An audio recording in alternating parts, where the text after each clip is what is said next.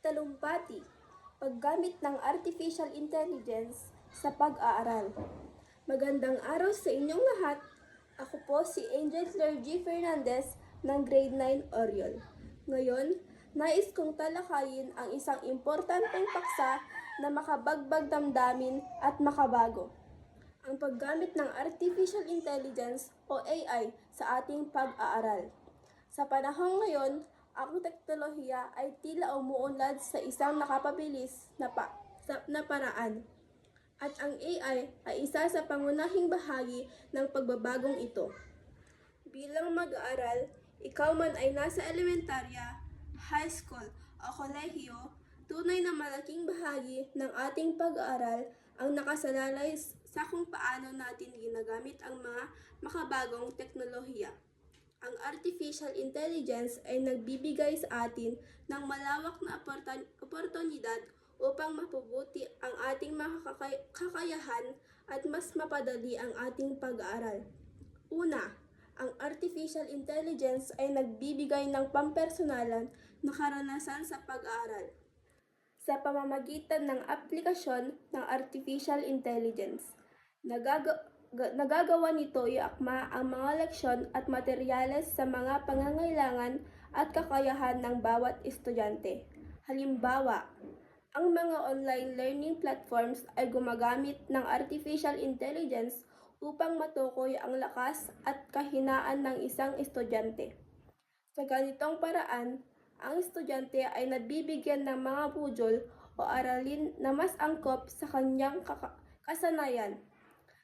Sa madaling salita, ito ay nagbibigay daan para mas madaling matutunan ang mga paksang nahirap para sa atin.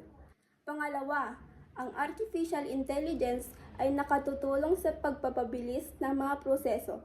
Isipin ninyo, sa dami ng mga gawain na kinakailangan sa paaralan, mga takdang aralin, proyekto at pagsusulit, napakalaking tulong ng mga artificial intelligence powered tools.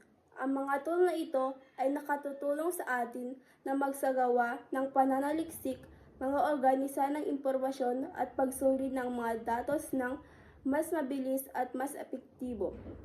Ang mga ito ay nagliligtas ng oras na maaari natin ilaan sa mas malalim at pakikisalamuha sa ating mga guro at kaklase. Gayon din, ang artificial intelligence ay nagbibigay ng mga interaktibo at nakakaengganyong paraan ng pag-aral. Sa panahon ngayon, nakikita na natin ang mga virtual classrooms at mga online class na pinapagana ng artificial intelligence.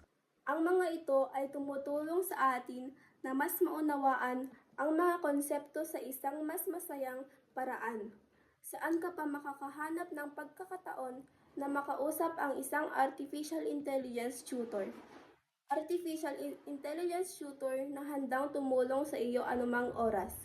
Sa pamamagitan ng mga teknolohiyang ito, nagiging mas masaya at kaakit-akit proseso ng pagkatuto. Ngunit, sa kabila ng lahat ng mga benepisyong ito, may mga hamon din na dapat nating harapin. Mahalaga na tayo ay maging maingat at responsable sa paggamit ng artificial intelligence. Dapat nating tandaan na hindi lahat ng impormasyon ibinibigay ng artificial intelligence ay tama o angkop. Kaya naman, ang critical na pag-iisip at pagsusuri ng kinakailangan pa rin.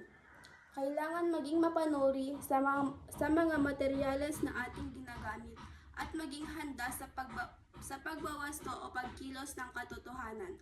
Sa huli, ang paggamit ng artificial intelligence sa pag-aaral ay may malaking potensyal upang mapabuti ang ating karanasan sa edukasyon. Ngunit, nasa ating mga kamay ang responsibilidad na gamitin ito ng wasto at mabuti. Tayo ay naniniwala na ang kaalaman, kapag ito ay pinagsama-sama sa makabagong teknolohiya, ay magiging susi sa mas maliwanag na kinabukasan. Maraming salamat at naway patuloy tayong matuto at lumago na harapin ang mga makabagong hamon.